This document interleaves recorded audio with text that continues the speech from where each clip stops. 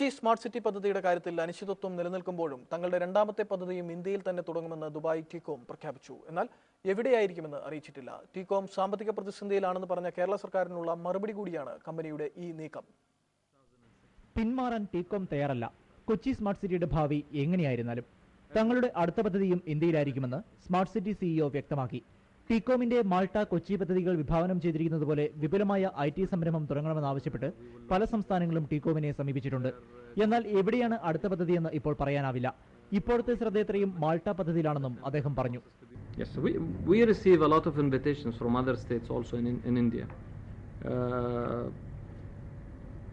Beside Kochi, we might also look at those invitations at any time. TECOM company സാമ്പത്തിക പ്രതിസന്ധിയിലാണെന്ന മുഖ്യമന്ത്രിയുടെ പ്രസ്താവനയ്ക്ക് മറുപടി കൂടിയായാണ് smart city CEO ഇത്തരമൊരു പ്രസ്താവന നടത്താൻ കൊച്ചി തന്നെ തെരഞ്ഞെടുത്തതെന്ന് വ്യക്തമാണ്. മാത്രവുമല്ല, ദുബായിലെ തങ്ങളുടെ ഓഫീസും പ്രവർത്തനങ്ങളും നേരിട്ട് കണ്ട് മനസ്സിലാക്കാൻ ചീഫ് സെക്രട്ടറി അടക്കമുള്ള ഉദ്യോഗസ്ഥരെ ടീകോം ക്ഷണിച്ചിട്ടുമുണ്ട്. മനോരമ ന്യൂസ്, കൊച്ചി.